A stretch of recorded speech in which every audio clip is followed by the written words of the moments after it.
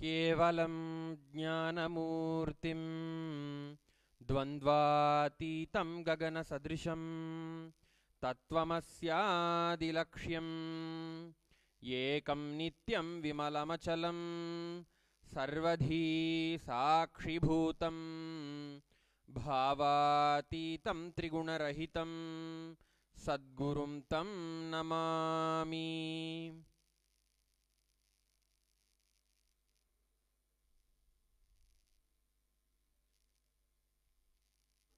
Nityananda. We welcome all the viewers of Kailasa's Nityananda TV. We also welcome all the devotees and disciples of the Supreme Pontiff of Hinduism, Jagat Guru Mahasannidhanam, His Divine Holiness, Bhagavan Sri Nityananda Paramashivam. With our offering of the Dandavat Pranams at the feet of Jagat Guru Mahasannidhanam, His Divine Holiness Swamiji, today, in this auspicious morning time in Adi Kailasa Nityananda Peetham, in the Nityanandeshwara Paramashiva Devasthanam, we are going to offer the Uttamottama Seva at the feet of Shri Nityanandeshwari Parashakti Sameta Shri Nityanandeshwara Paramashiva. Paramashiva and Parashakti are eternal and inseparable.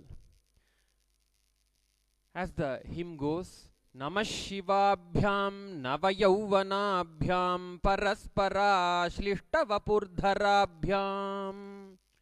Paramashiva and Parashakti are eternally youthful, and Paramashiva and Parashakti are eternally one.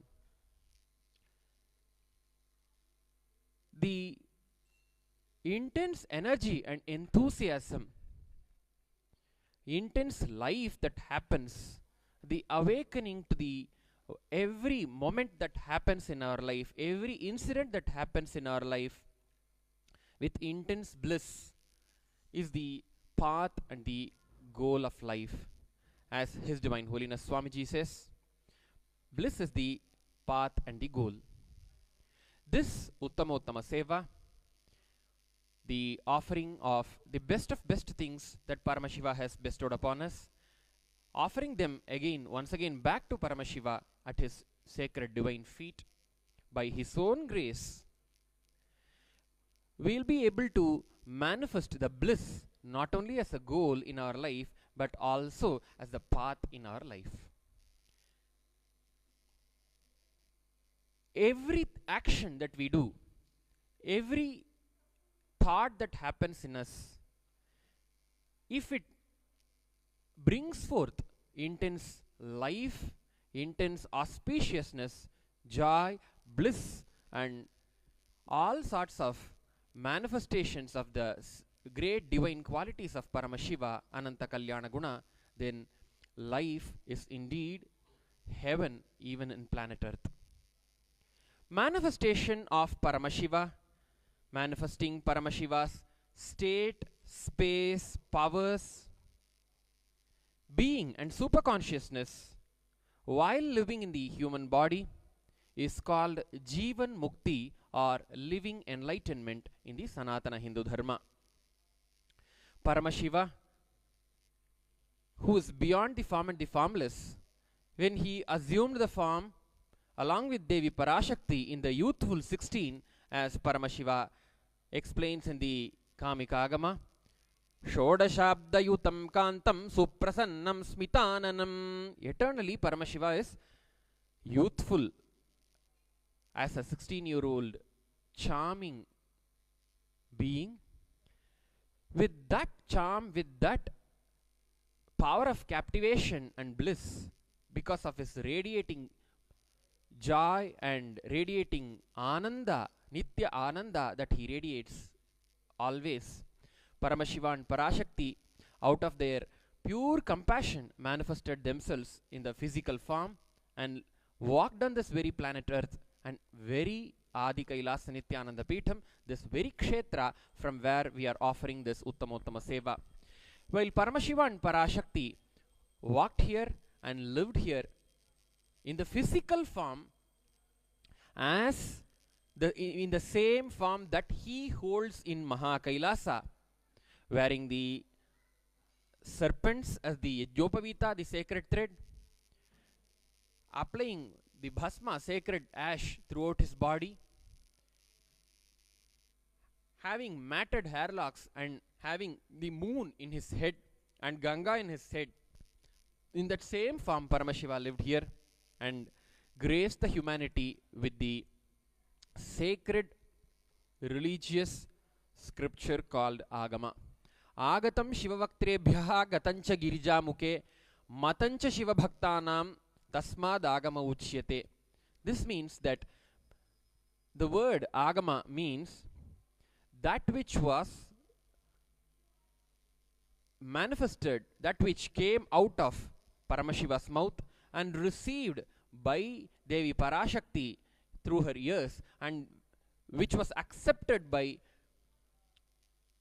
the god of sustenance Mahavishnu as the cosmic constitution to run the whole cosmos, is what is called Agama.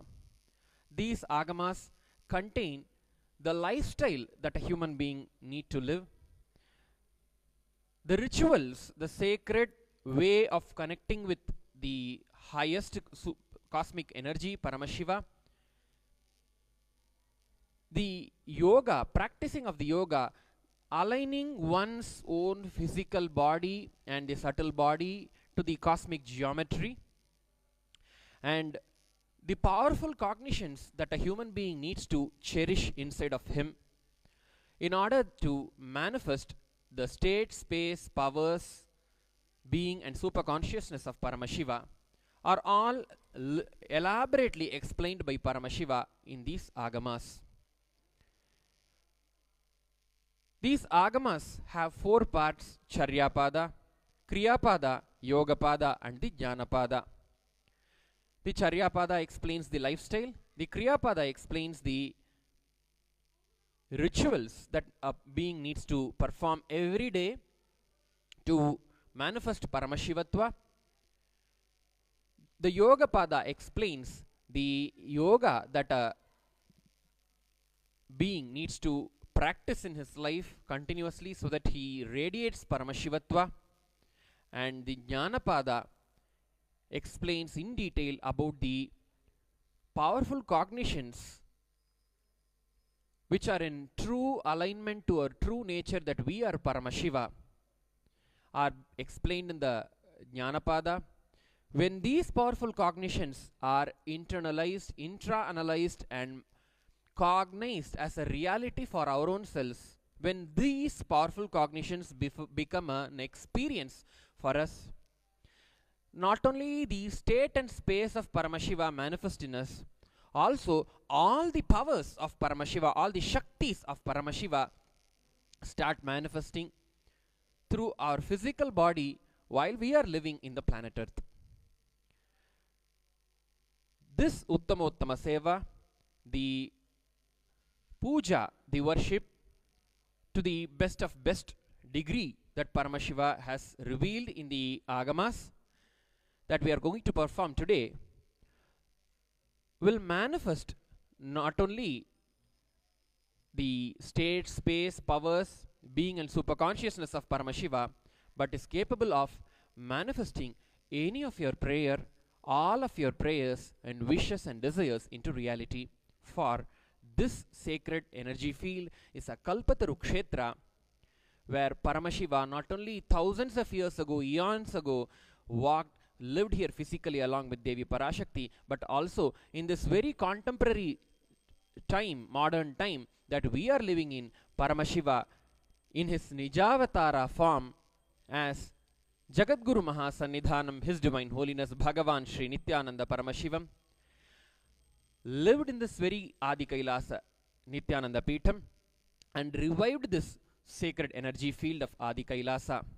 In this Adi Kailasa Kshetra, the presiding deities are Sri Nityanandeshwara Paramashiva and Sri Nityanandeshwari Parashakti, who manifest themselves, who grace themselves in the form of the Swayambhulinga, the self-evolved, self-manifested Shivalinga, and also in the form of the Kalpa Vriksha, the thousands of years ago, time immemorial Kalpa Vriksha, which has a direct connection with Mahakailasa, the abode of Paramashiva.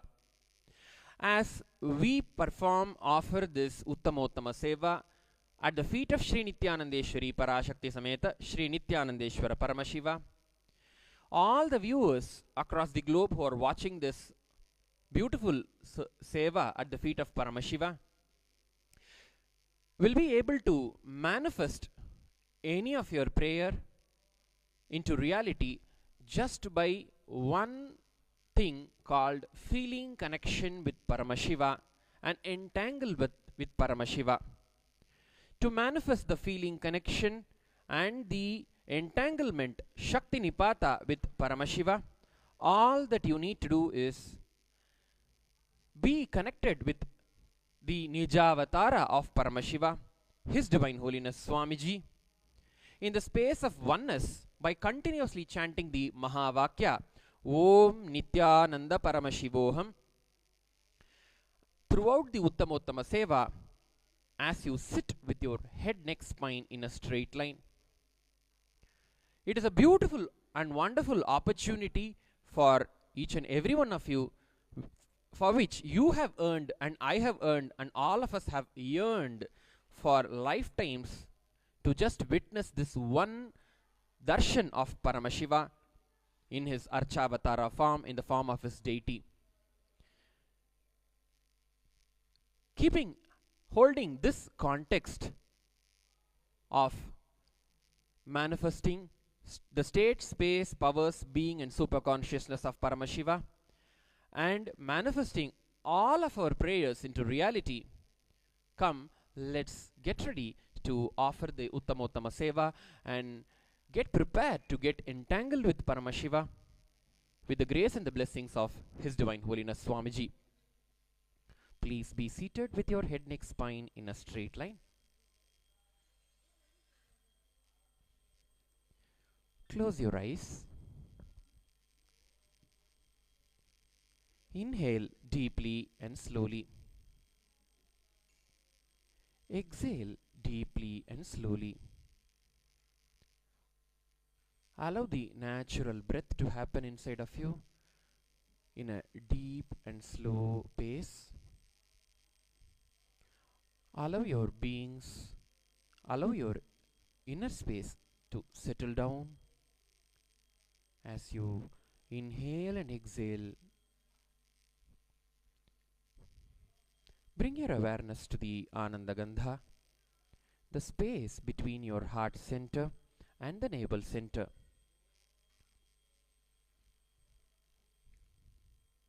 As you bring your awareness to the space between your heart center and the navel center, the Ananda Gandha, remember, visualize Jagadguru Mahasannidhanam, His Divine Holiness Swamiji, the incarnation, the avatar of Paramashiva, seated in the lotus of your heart, the Ananda Gandha. Experience the intense, gushing energy, bliss that oozes out of you from the Ananda Gandha. Continue to remain in this space of oneness with Paramashiva and hold a deep, prayerful, passive, receptive space inside of you throughout the Uttamottama Seva, and continue to chant the Mahavakya Om Nityananda Paramashivoham. Continue to chant the Mahavakya as we now get ready to enter into the Uttamottama Seva. As the Uttamottama Seva begins, you may slowly, very slowly open your eyes and have the darshan of Paramashiva.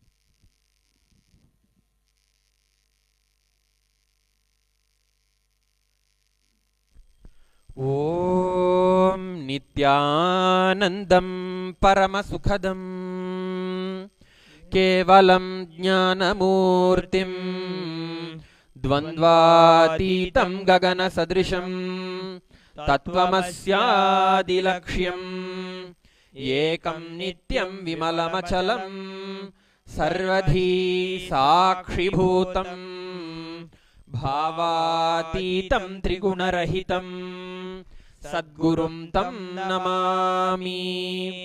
नित्यानन्देश्वर परमशिवसमारम्भाम् नित्यानन्देश्वरी पराशक्तिमध्यमाम् अस्मदाचार्यपर्यन्ताम् वन्दे गुरुपरम्पराम्। ललाटे त्रिपुण्ड्रीनिटिलकृतकस्तूरीतिलकः स्फुरन्मालाधारस्फुरितकटिकौपीनवसनः दधानो दुस्तारं शिरसि फणिराजं शशिकलां प्रदीपः सर्वेषाम् अरुणगिरियोगी विजयते। ॐ गणानां त्वा गणपतिगुं हवामहे कविं कवीनामुपमश्रवस्तमम् ज्येष्ठराजं ब्रह्मणां ब्रह्मणस्पत आनशृण्वन्नोतिभिः सीदसादनम्। ॐ श्रीमहागणपतये नमः।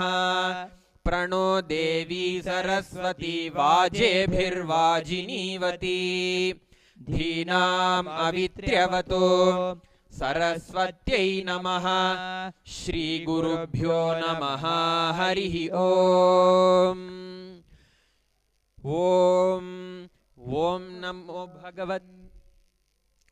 नमो भगवते रुद्राय। ॐ नमस्ते रुद्रमन्यव उतोत इषवे नमः। नमस्ते अस्तु धन्वने बाहुभ्यामुत ते नमः।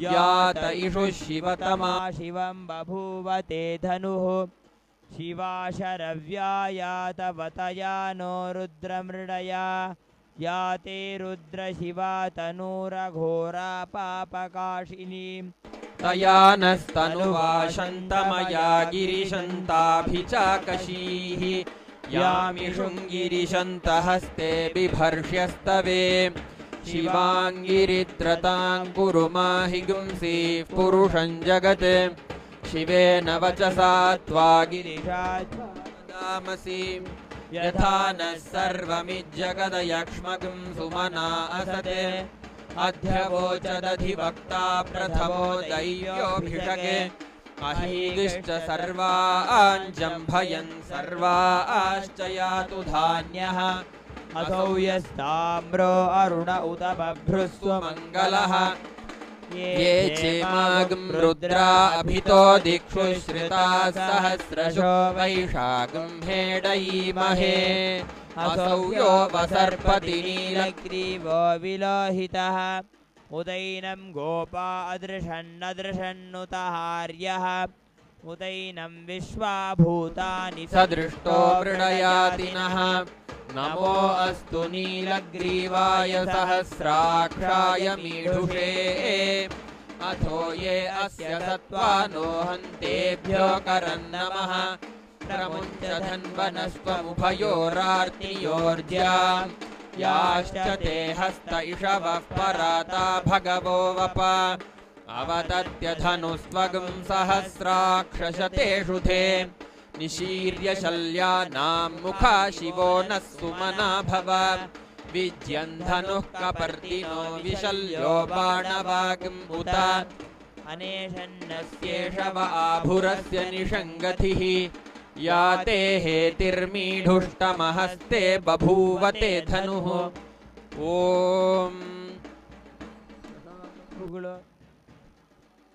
आग्रेय सर्वदेवानां धूपोऽयं प्रतिगृह्यताम्।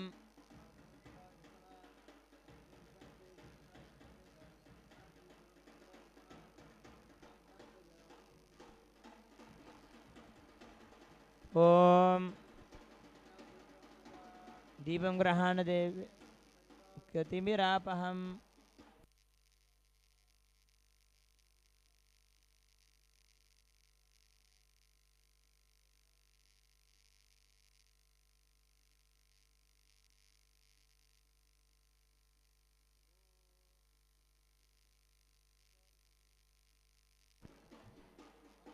श्रावय श्रावय स्वाहा।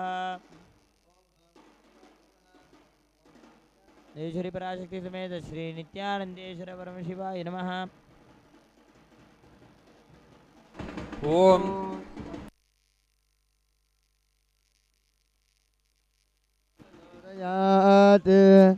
ओम हम ओम शिवाय नमः। ओम श्री नित्यानंदेश्वरी पराशक्ति समेत नित्यानंदेश्वर परम शिवाय नमः। कर्पूर नीराजनं संदर्शयामि क्षान्धारयामि।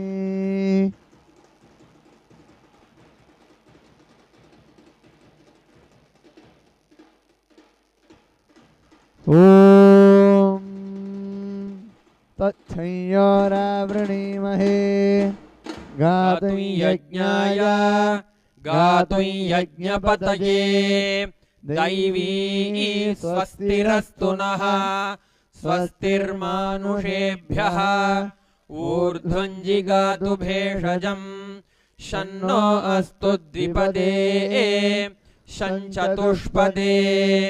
ओम शांति शांति शांतिः।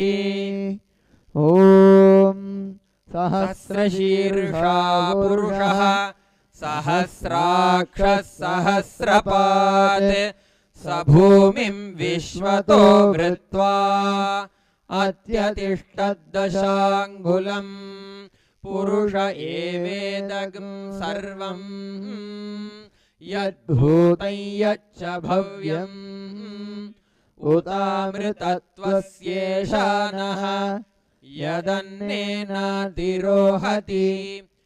एतावानस्य महिमा अतो ज्यायागिश्च पूरुषः पादोऽस्य विश्वाभूतानि त्रिपादस्यामृतं दिवि त्रिपादूर्ध्व उदैत्पुरुषः पादोऽस्येहाभवात् पुनः ततो विश्वं व्यक्रामत् शासनानशने अभि तस्मात् विराड जायत विराजो अधिपूरुषः स जातो अत्यरिच्यत पश्चात् भूमिमथो पुरः यत्पुरुषेण हविषा देवा यज्ञमतन्वत वसन्तो अस्यासीदाज्यम्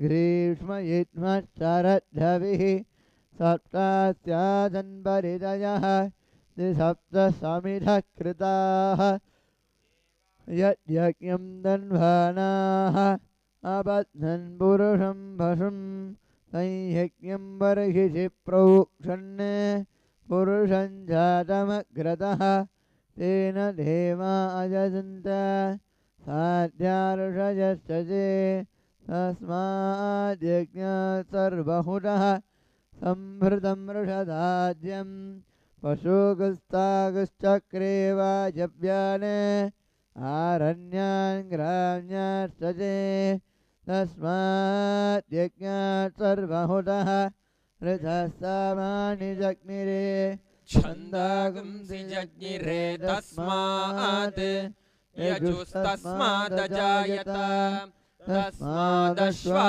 अजायन्त एकेजो भयाधतः गावो हजग्निरे तस्मात् तस्माज्जाता अजावयः यत्पुरुषं व्यदधुः कतिथा व्यकल्पयन् मुखं किमस्य कौ बाहु काऊरुवादावुच्येते ब्राह्मणोऽस्य मुखमासीत् बाहुराजन्यः कृतः ऊरो तदस्य यद्वैश्यः पद्भ्यां शूद्रो अजायत चन्द्रमा मनसो जातः चक्षुः सूर्यो अजायत मुखादिन्द्रश्चाग्निश्च प्राणाद्वायुरजायत नाभ्यासीदन्तरिक्षं शीर्ष्णोद्यौ समवर्तत पद्भ्यां भूमिर्दिशः श्रोत्रात् तथा लोकागुम् अकल्पयन् वेदाहमेतं पुरुषं महान्तम् आदित्यवर्णं तमसस्तु पारे सर्वाणि रूपाणि विचित्य धीरः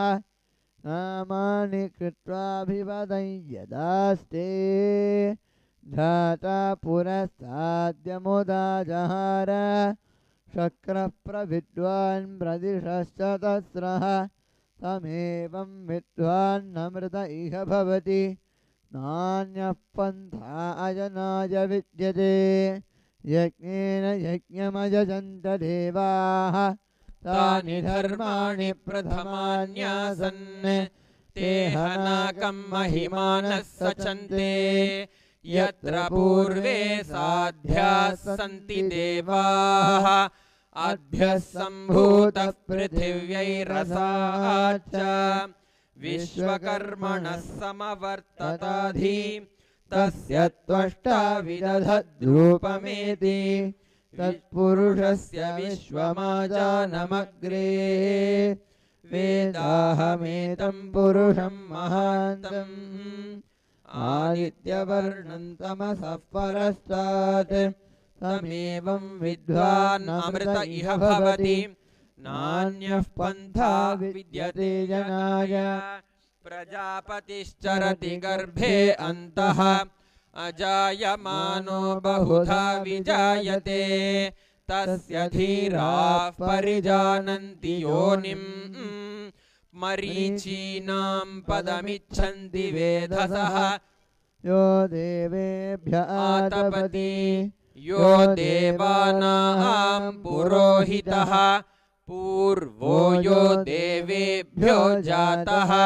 नमो रुचाय ब्राह्मये रुचं ब्राह्मं जनयन्तः देवा अग्रे तदब्रुवन् यस्त्वैवं ब्राह्मणो विद्यात् तस्य देवा असन्वशे ह्रीश्च ते लक्ष्मीश्च पत्न्योः अहोरात्रे पार्श्वे नक्षत्राणि रूपम् अश्विनौ व्याप्तम् इष्टं मनिषाण अमुं मनिषाण सर्वं मनिषाण सहस्रशीर्षं देवं विश्वाक्षं विश्वशम्भुवम् विश्वन्नारायणं देवमक्षरं परमं पदम् विश्वतः परमान् नित्यं विश्वन्नारायणगं हरिं विश्वमेवेदं पुरुषस्तद्विश्वमुपजीवति पतिं विश्वस्यात्मेश्वरगं शाश्वतगं शिवमच्युतम् नारायणं महाज्ञेयं विश्वात्मानं परायणम् नारायणपरो ज्योतिरात्मा नारायणः परः नारायणपरं ब्रह्म तत्त्वं नारायणः परः नारायणपरो ध्याता ध्यानं नारायणः परः यच्च किञ्चित् जगत् सर्वं दृश्यते श्रूयतेऽपि वा अन्तर्बहिश्च तत्सर्वं व्याप्य नारायणस्थितः अनन्तमव्ययं कविगुं समुद्रेऽन्तं विश्वशम्भुवम् पद्मकोशप्रतीकाशगं हृदयं चाप्यधोमुखम् अधो निष्ठ्यावितस्त्यान्तेनाभ्यामुपरि तिष्ठति ज्वालमालाकुलं भाति विश्वस्यायतनं महत् सन्ततगं शिलाभिस्तुलम्बत्याकोशसन्निभम् तस्यान्ते सुशिरगं सूक्ष्मं तस्मिन् सर्वं प्रतिष्ठितम् तस्य मध्ये महानग्निर्विश्वार्चिर्विश्वतो मुखः सोऽग्रभुग्विभजन् तिष्ठन्नाहारमजरः कविः तिर्यगूर्ध्वमधः शायी रश्मयस्तस्य सन्तता सन्तापयति स्वं देहमापादतलमस्तकः तस्य मध्ये वह्निशिखा अणियोर्ध्वा व्यवस्थितः नीलतो यदमध्यस्था विद्युल्लेखेव भास्वरा नीवारशूकवत्तन्वी पीताभास्वत्यनुपमा तस्या शिखाया मध्ये परमात्मा व्यवस्थितः स ब्रह्म स शिवः स हरिः सेन्द्रः सोऽक्षरः परमस्वराट् जगं सत्यं परं ब्रह्म पुरुषं कृष्णपिङ्गलम् ऊर्ध्वरेतं विरूपाक्षं विश्वरूपाय वै नमो नमः नारायणाय विद्महे वासुदेवाय धीमहि तन्नो विष्णुः प्रचोदयात् ॐ सर्वं जयति सदाशिवाय विद्महे सहस्राक्षाय धीमहि तन्नः शिवः प्रचोदयात् ॐ हां हौं शिवाय नमः ओम श्री नित्यानंदेश्वरी पराशक्ति समेत श्री नित्यानंदेश्वर परमशिवाय नमः मंगलनीराजनं संदर्शयामि रक्षां धारयामि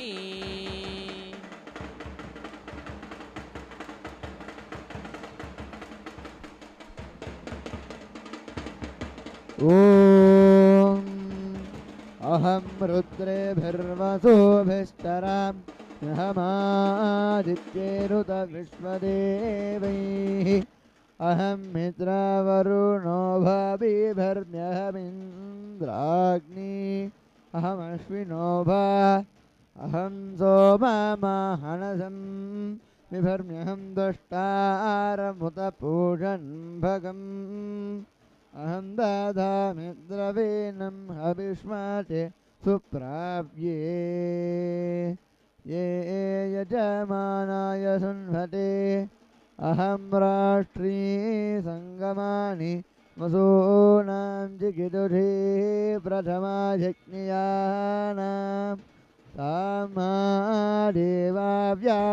पुरुत्रा भूरिस्थात्रां भूर्या वेशयन्तीं मया सो अन्नामत्तियो विपश्यति यः प्राणीति य ईं शृणोत्युक्तम् अमन्तवो मान्त उपक्रियन्ति श्रुतिश्रुतश्रद्धिवन्ते वदामि अहमेव स्वयमिदं वदामि जुष्टं देवेभिरुतमानुषेभिः मयेतन्तामुग्रं गृह्णोमि तं ब्रह्माणं तं ऋषिं तं सुमेधाम् अहं रुद्राय धनुरातनोमि ब्रह्मद्विषे शरवेहन्तवा ऊ अहं जनाय समदं गृह्णोम्यहं द्यावा पृथिवी आविवेश अहं सुवे पितरामस्य मूर्धन्मम योनिरप्स्वा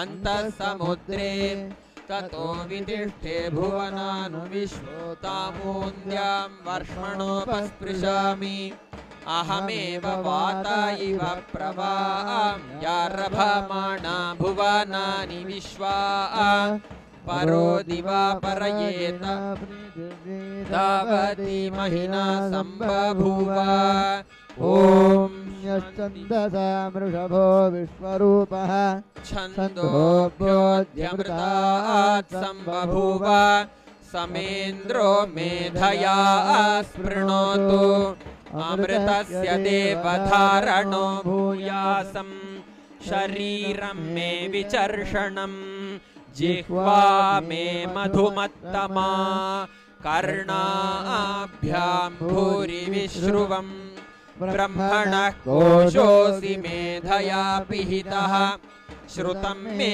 गोपाय ॐ मेधा देवी जुषमाणा न आगात् विश्वाची भद्रा सुमनस्यमाना त्वया जुष्टानुदमाना दुरुक्ता बृहद्वदेम विदधे सुवीराः त्वया जुष्टऋषिर्भवति देवि त्वया ब्रह्मा गतश्रीरुत त्वया त्वया जुष्टश्चित्रं विन्दते वसुसानोरुषस्वद्रविणो न मेधे मेधां म इन्द्रो दधातु मेधां देवी सरस्वती मेधां मे अश्विना उभावा धत्तां पुष्करस्रजा अप्सरासु तया मेधा गन्धर्वेषु च जन्मनः देवीं मेधा सरस्वती सा मां मेधा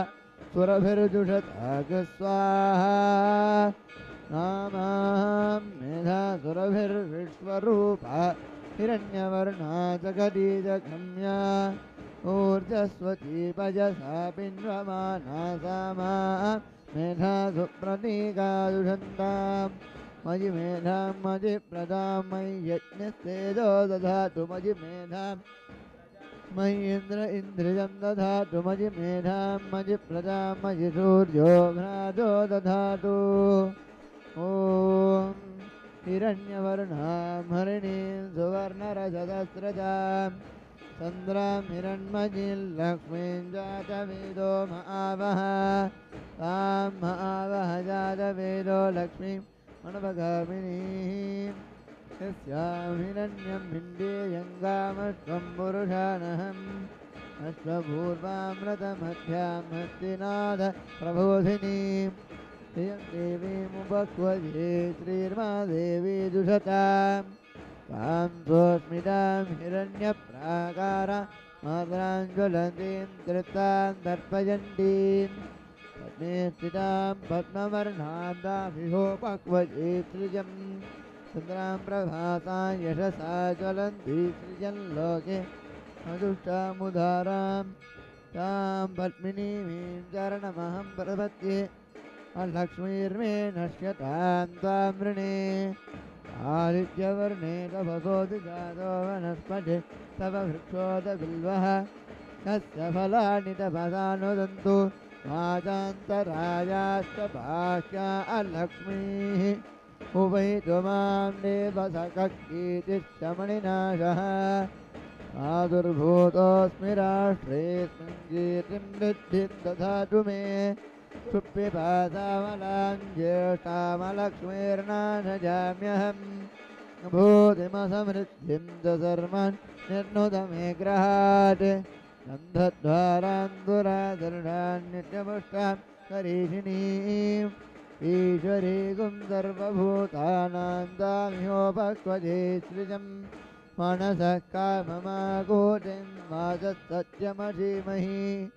पशूनां रूपमन्नस्तमजिश्री संयशः कर्तमेन प्रजाभूतामयि शम्भवकर्धमा सृजं भासय मे कुले मातरं पद्ममालिनीम् आपसृजन्तु स्निग्धानि जिक्रीरवत मे गृहे देवी मातरगुं सृजं भासय मे कुले आर्द्रां पुष्करिणीं पुष्टिं पिङ्गलां पद्ममालिनीं चन्द्रां हिरण्मयीं लक्ष्मीं जातवेदो महावः आर्द्रां यष्टिं पिङ्गलां पद्ममालिनीं सूर्यां हिरण्मयीं लक्ष्मीं जातवेदो महावः तां महावः जातवेदो लक्ष्मीमनपगामिनीं यस्यां हिरण्यं प्रभूतं गावो दास्योश्वान् विन्देयं पुरुषानहम्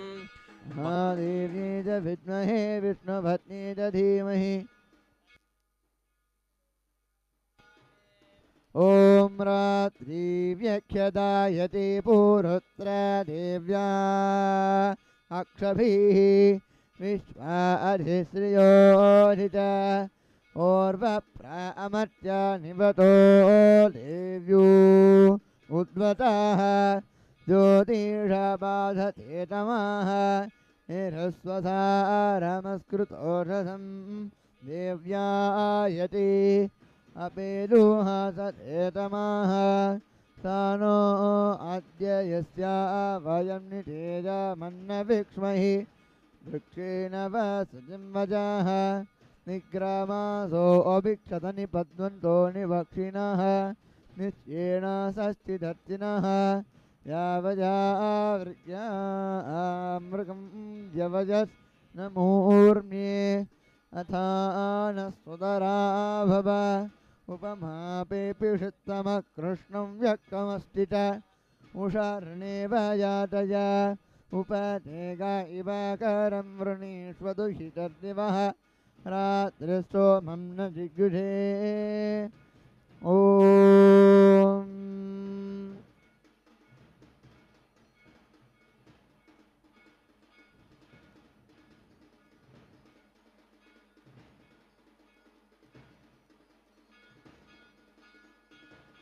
ॐ नमो हिरण्यबाहवे हिरण्यवर्णाय हिरण्यरूपाय हिरण्यपतये अंबिकापतये उमापतये पशुपतये नमो नमः ॐ निरञ्जनाय विद्महे निराभासाय धीमहि तन्नः सूक्ष्मप्रचोदयात् सदाशिवाय विद्महे सहस्राक्षाय धीमहि तन्नः शिवप्रचोदयात् ओम ओम शिवाय नमः नित्यानंदेश्वरी पराशक्ति समेत नित्यानंदेश्वर परम शिवाय नमः नानाविध दीप उपचाराणि समर्पयामि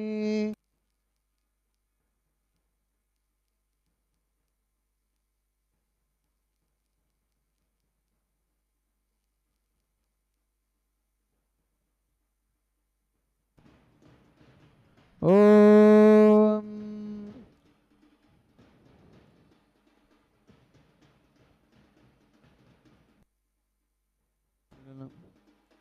ओम दशांगम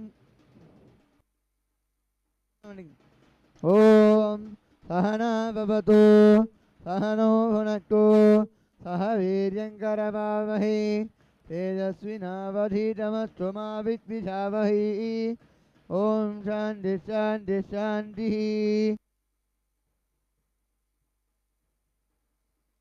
ओम दशांगम कुकुलोपेतं सुगंधं सुमनोहरम् आग्रेज सर्वदेवानां धूपोऽयं प्रतिगृह्यताम् ओम हम ओम शिवाय नमः नित्यानंदेश्वरी पराशक्ति समेत नित्यानंदेश्वर वंशाय नमः धूपमाग्रापयामि साध्यं त्रिवर्तिसंयुक्तं मह्निना ज्योतिषं मजा ग्रहाणमङ्गलं दीपं त्रैलोक्यनिमिरावहम् ओम ओम शिवाय नमः श्री नित्यानंदेश्वरी पराशक्ति समेत श्री नित्यानंदेश्वर वंशाय नमः दीपं दर्शयामि ओम अमृते अमृतोद्भवे अमृतवर्षिणि अमृतं श्रावय स्वाहा नैवेद्यं निवेदयामि ओम तन्महेशाय विद्महे वाक्प्रसिद्धाय धीमहि तन्नः शिवः प्रचोदयात् ओम हम ओम शिवाय नमः ओम श्री नित्यानंदेश्वरी पराशक्ति समेत नित्यानंदेश्वर परम शिवाय नमः कर्पूरनीराजनं सन्दर्शयामि रक्षां धारयामि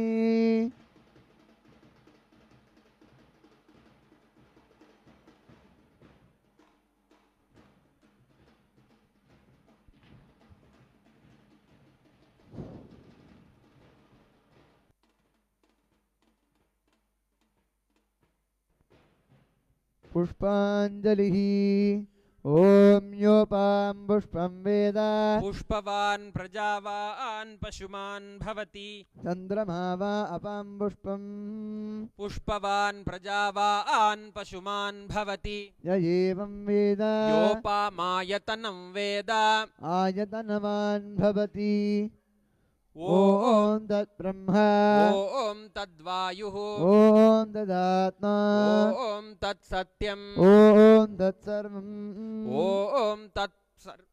ॐ तत्पुरोर्नमः अन्तश्चरति भूतेषु गुहायां विश्वमूर्तिषु यज्ञस्त्वं वषट्कारस्त्वमिन्द्रस्त्वं रुद्रस्त्वं विष्णुस्त्वं ब्रह्मस्त्वं प्रजापतिः त्वं ददाप आपो ज्योतिरथोऽमृतं ब्रह्म भूर्भुवस्सु परो यो वेदादौ स्वरः प्रोक्तो वेदान्ते च प्रतिष्ठितः तस्य प्रकृतिलीनस्य यः परः स महेश्वरः ओम हम ओम शिवाय नमः ओम श्री नित्यानंदेश्वरी पराशक्ति समेत श्री नित्यानंदेश्वर परम शिवाय नमः वेदोक्तं पुष्पांजलिं समर्पयामि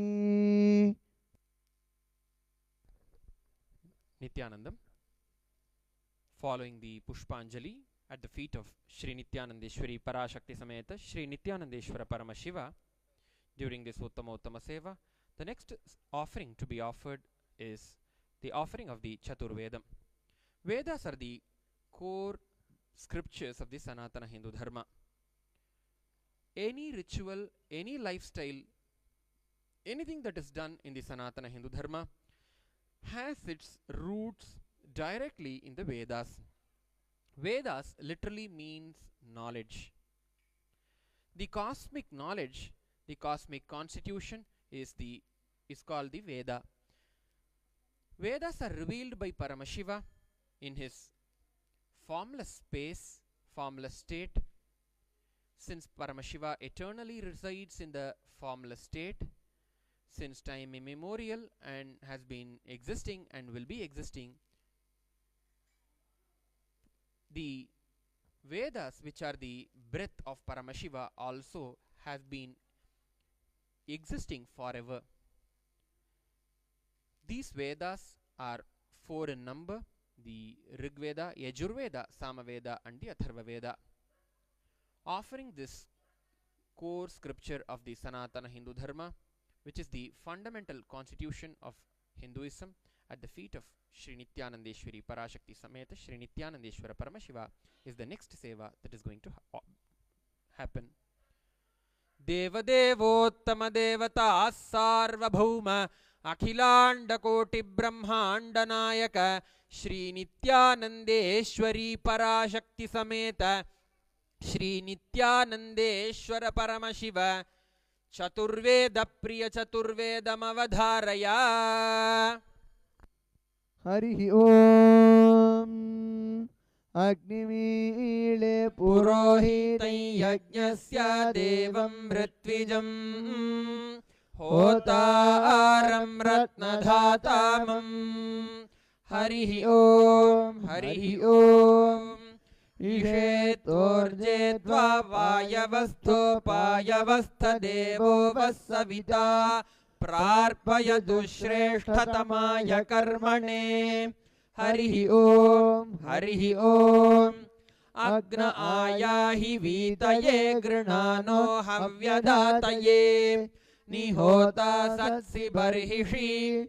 Harihi Om Harihi Om Shanno Devi Rabhishtaya Apo Bhavantu Pitaye Shanyo Rabhisravantu Naha. Harihi Om. The Agamas are the scriptures revealed by Paramashiva, as Paramashiva assumed the form along with Devi Parashakti.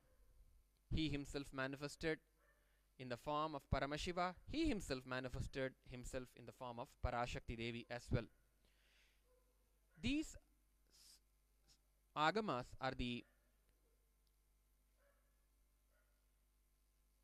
core scriptures of the Sanatana Hindu Dharma next to the Vedas. These Agamas explain about the 460 plus various Shaktis of Paramashiva that can be manifested while living in the human body by being in oneness with Paramashiva. Offering of the verses from the Agamas is the next seva to be offered at the feet of Shri Nityanandeshwari Parashakti Sameta Shri Nityanandeshwara Paramashiva on this auspicious moment of Uttamottama Seva today. Devadevottama devata sarvabhauma akhilanda koti brahmanda nayaka Shri Nityanandeshwari Parashakti Sameta Shri Nityanandeshwara Paramashiva Agama Priya Agama Shlokamavadharaya. Shri Bhagavanuvacha Ati Kautuhalavishta Prittasyetat Shrunu Prije Yanme Netrantare Vanhi Yadvamritamannuttamam. The next seva to be offered.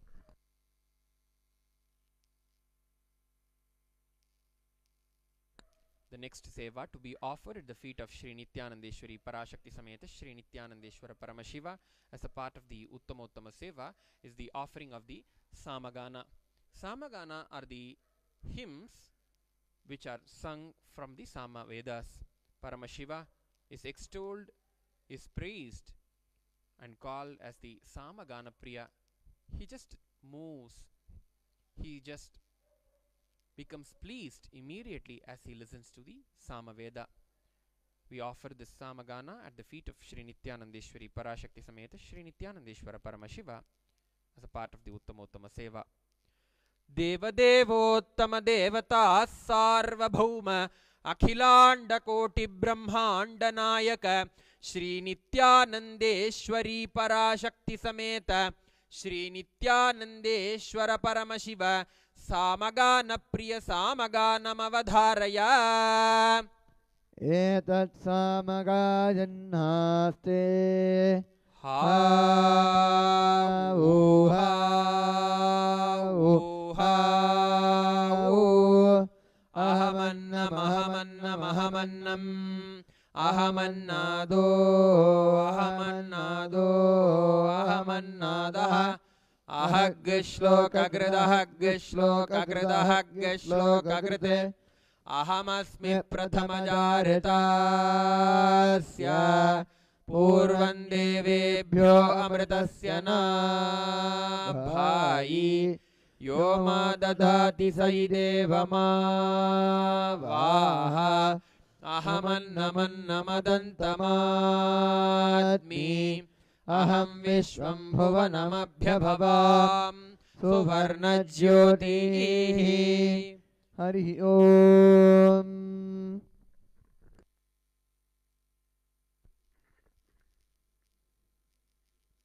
The next seva to be offered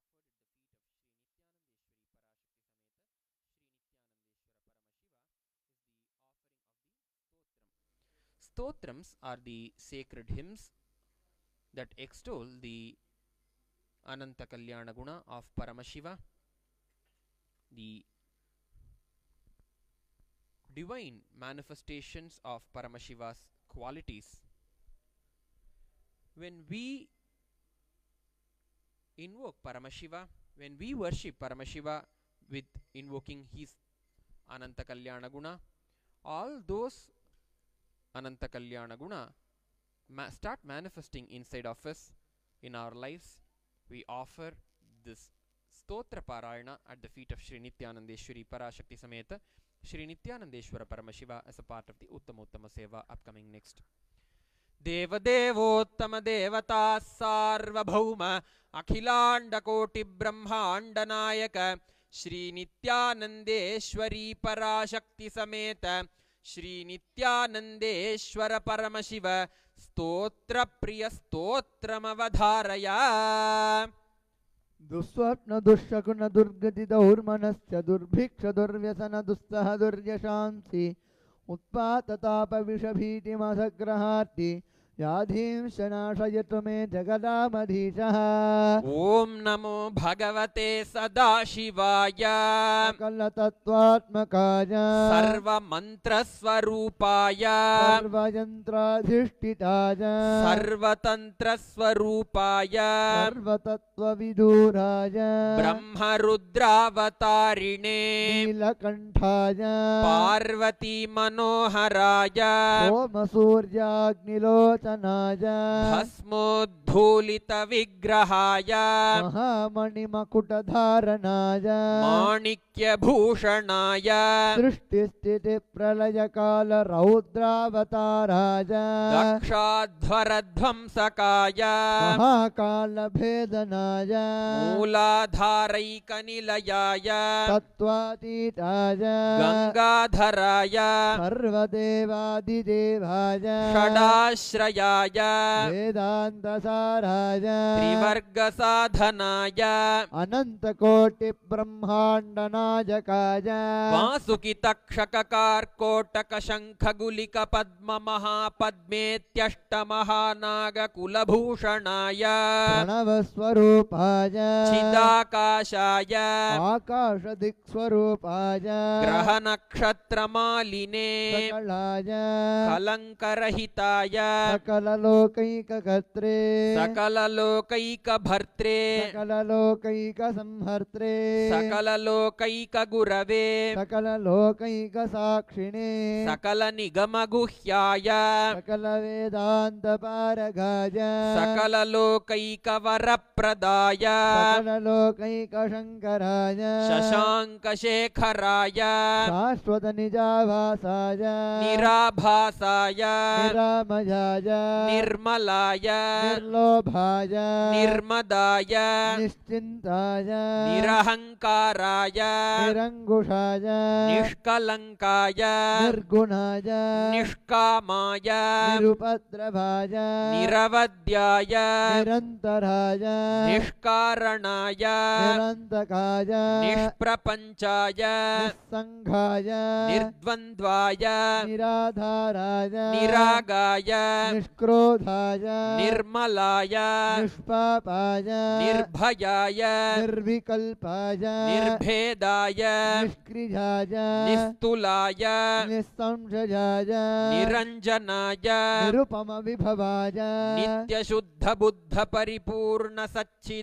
नित्यशुद्धबुद्धपरिपूर्णसच्चिदानन्दाद्वयाय परमशान्तस्वरूपाय तेजोरूपाय तेजोमयाय जय जय रुद्र महारौद्र भद्रावतार महाभैरव कालभैरव कल्पान्तभैरव कपालमालाधर खट्वाङ्ग खड्गचर्मपाशाङ्कुशडमरुशूल चापबाणगदा शक्तिभिन्दिपालतोमरमुसलमुद्गर पाशपरिघभुषुण्डीशतग्नि चक्राध्यायुधभीषणकर सहस्रमुखदंष्ट्राकरालवदन विकटाट्टहास विस्फारित ब्रह्माण्डमण्डल नागेन्द्रकुण्डल नागेन्द्रहार नागेन्द्रवलय नागेन्द्रचर्मधर मृत्युञ्जय त्र्यम्बक त्रिपुरान्तक विश्वरूप विरूपाक्ष विश्वेश्वर वृषभवाहन विषभूषण विश्वतोमुख सर्वतो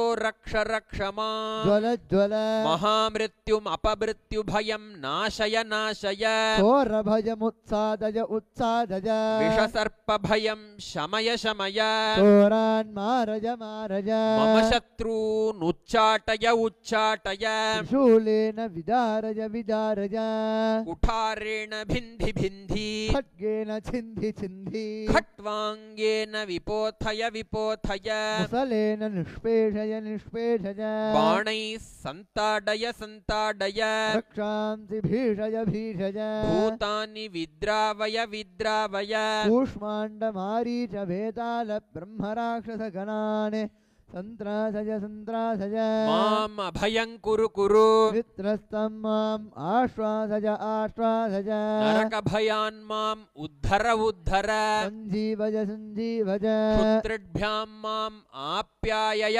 आप्यायय दुःखातुरं माम् आनन्दय आनन्दय शिवकवचेन माम् आच्छादय आच्छादय मृत्युञ्जय त्र्यम्बक सदाशिव नमस्ते नमस्ते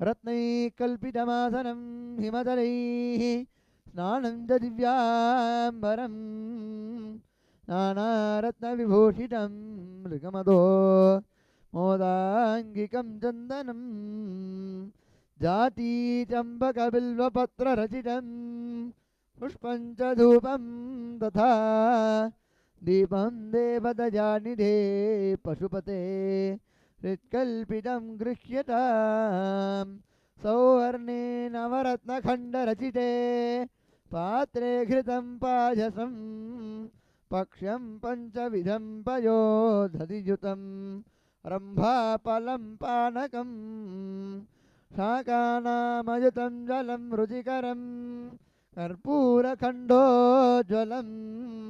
ताम्बूलं मनसा मया विरचितं भक्त्या प्रभो स्वीकुरु छत्रं चामरयोर्युगं व्यजनकं सादर्शकं निर्मलं वीणाभेरिमृदङ्गकालः कला गीतं च नृत्यं तथा साष्टाङ्गं प्रणतिस्तुतिर्बहुविधा ह्येतत्समस्तं मया सङ्कल्पेन समर्पितं तव विभो पूजां गृहाण प्रभो आत्मा त्वं गिरिजामटिः सहचराः प्राणा शरीरं गृहं पूजा ते विषयो बभो गर्जना निद्रा समाधिस्थितिः सञ्चारः पदयो प्रदक्षिणविधि स्तोत्राणि सर्वा गिरो यद्यत्कर्म करोमि तद्दनखिलं शम्भो तवाराधनं करचरणकृतं वा वाक्यजं कर्मजं वा श्रवणनयनजं वा मानसं वा पराधं विददितमविदितं वा सर्वमेतत्क्षमस्व जय जय करुणाब्धे श्रीमहादेव शम्भो. After having offered our worship and prayer at the feet of Sri Nityanandeshwari Parashakti Sameta Sri Nityanandeshwara Paramashiva in the form of the stotras, we offer our prarthana at the feet of Sri Nityanandeshwari Parashakti Sameta Sri Nityanandeshwara Paramashiva in the form of the Dravida Vedam, the hymns in the Dravida Bhasha Tamil composed by Sri Tirujnana Sambandha Swamigal in the form of Devaram. Devadevottama devata sarvabhauma akhilanda koti brahmanda nayaka Shri Nityanandeshwari Parashakti Sameta Shri Nityanandeshwara Paramashiva Dravida Veda Priya Dravida Vedamavadharaya. Thiruchitrambalam.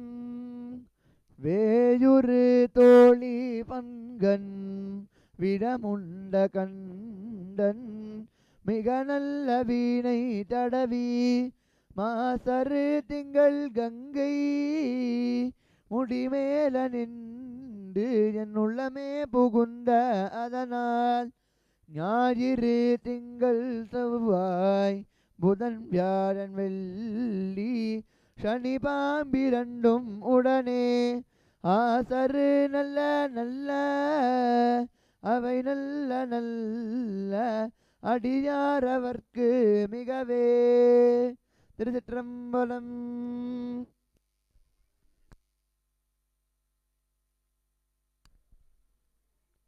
Kailasavadyam is the offering of the sacred musical instrument beat with a beautiful rhythm that awakens the soul to the presence of Paramashiva inside of us and outside of us in our lives, thus manifesting that very Paramashiva who has manifested himself in the form of the whole cosmos to be manifesting through each and every one of us as well.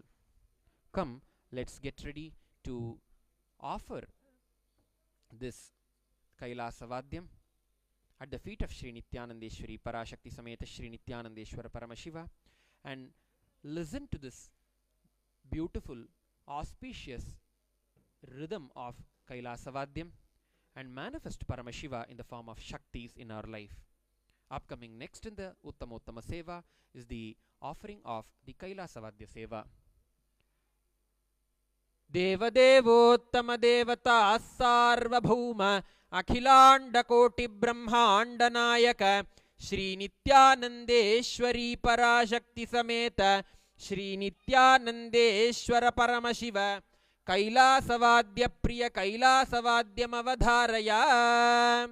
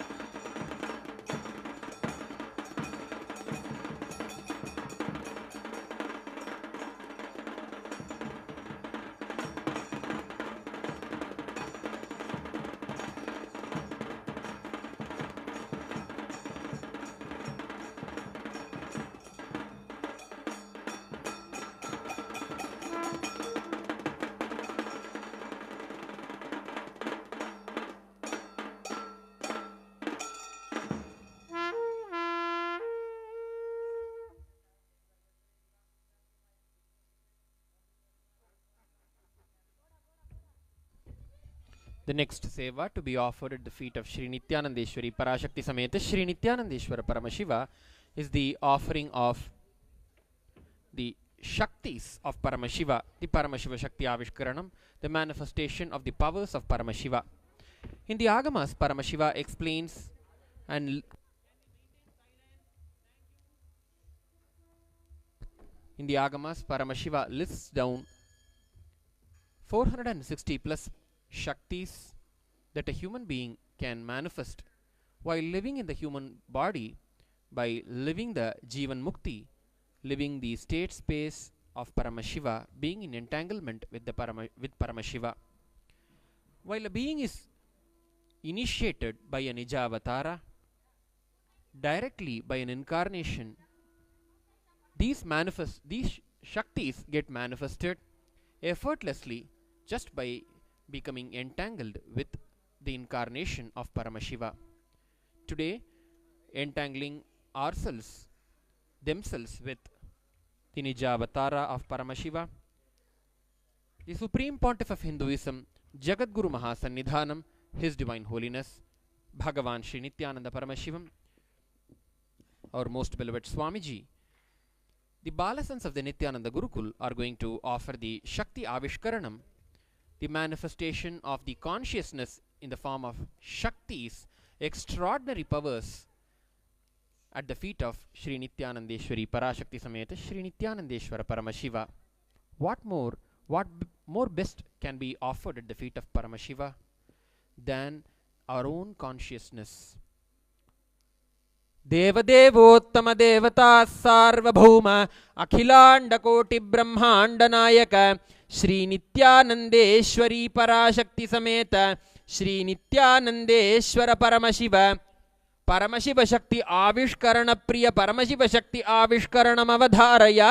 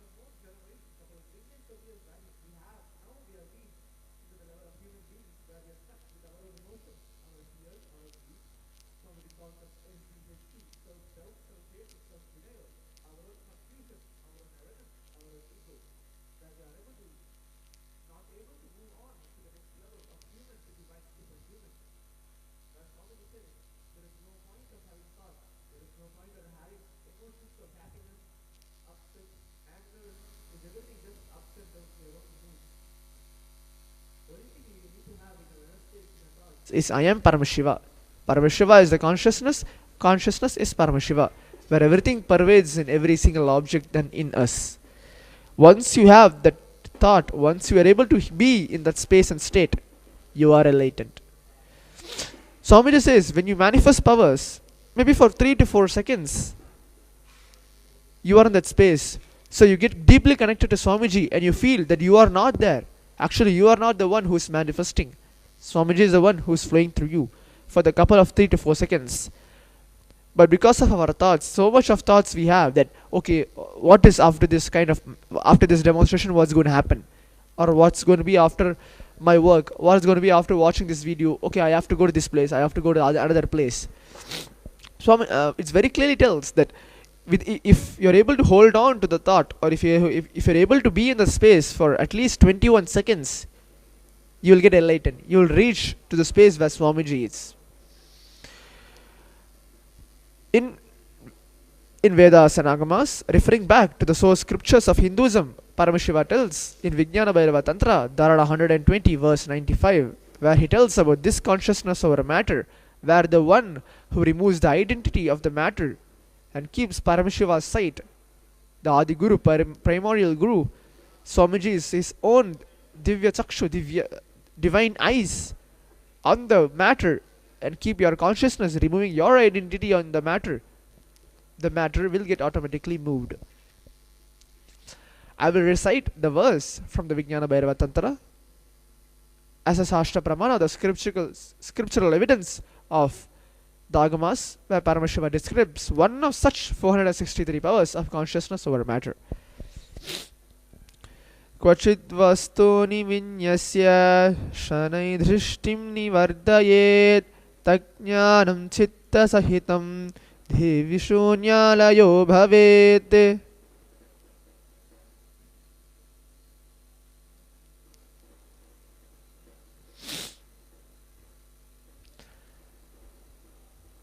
By reciting this mantra, where Paramashiva, we allow Paramashiva into us, and he tells that this science is foolproof and it is manifesting in each and every single individual on us. Very beautifully, Swamiji says, His Divine Holiness says that this is not just created by me or found by me or introduced by me in this planet. It's already been there. It has been there a long time back, thousands of years ago, by Paramashiva, by Shiva himself. But due to course of time, we have lost the whole science.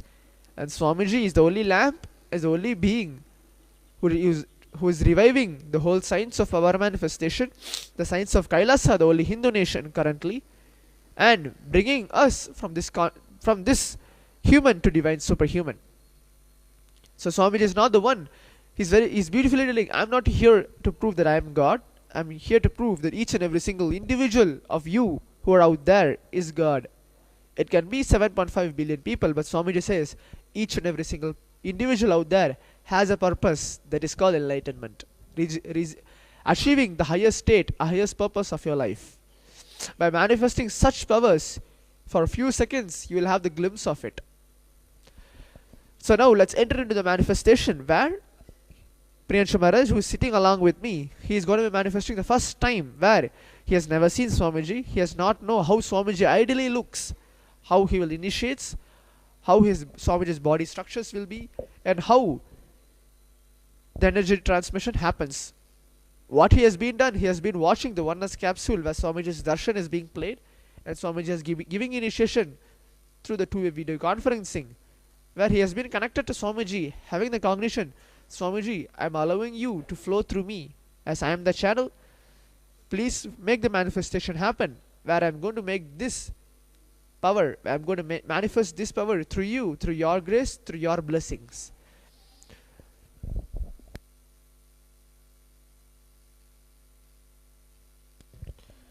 There are a few steps. There are a few steps I want to take you all through. Now, when I hold this coconut, the consciousness which is there inside him, inside me, inside each and every single of us is present.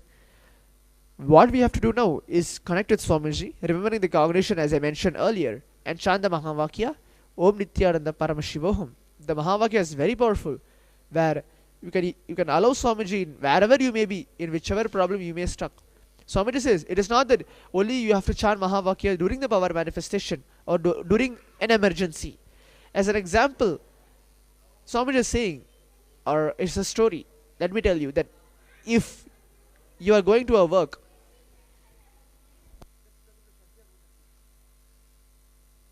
if you are going to the work or if you are leaving to a business, you are getting stuck in the traffic and you have no idea, it's an urgency for you.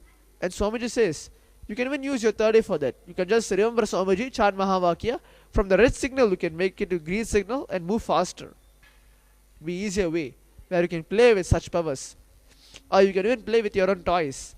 You can even instruct that if your car has no petrol, it is going to be getting over. You can instruct through your own consciousness. I need the petrol now. Please make it happen. Chant the Mahavakya. It will automatically be there. Play it. You can try it out. Whoever it is there out there, you can try it out and see. It will manifest. So Swamiji says, Mahavakya is not only for just for manifesting purpose or not for just such particular point of time. You can use it even for the whole day, and Swamiji will be with you for the whole day. So now he is going to be chanting the Mahavakya, connecting with Swamiji, having the space of oneness, and he is going to be manifesting this power of the consciousness of our matter. So let's all join together and experience the Mahavakya, and each and every single of you out there who wants to make some reality in your life to make it happen, can chant along with us by watching this, observing this manifestation, and keeping your reality or your wish, your desire as a sankalpa by chanting the Mahavakya. Let's all make all our realities into reality. Om Nityananda Paramashivoham. Om Nityananda Paramashivoham.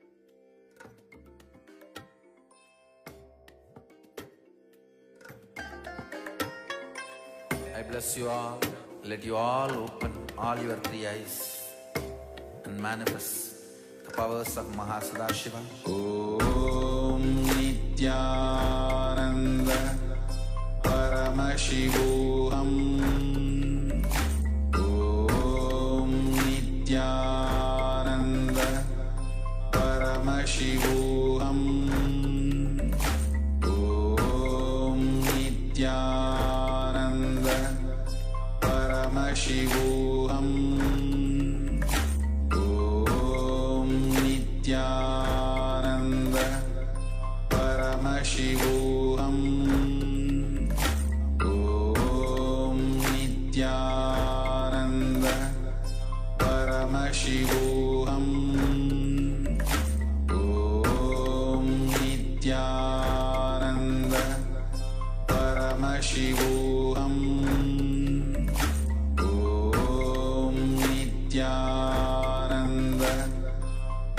Paramashivoham.